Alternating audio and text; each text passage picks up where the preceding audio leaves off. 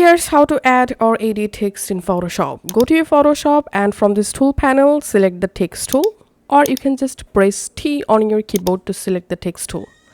Now before write your text, click here to change your text font family. You can change your font style, you can change your font size from here, you can change your font or text alignment.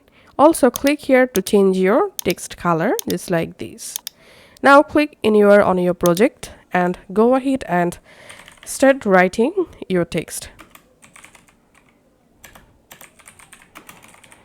And now it's time to edit any text. Select the selection tool and you can make the text large.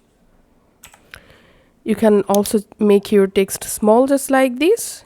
And now click on done and select the selection tool, highlight your text, which text or line you want to edit. Then you can click here and you can also change your text font family. You can also change your font size from here as well. You can also change your font color and click on done. And this is how you can actually add and edit text in Photoshop.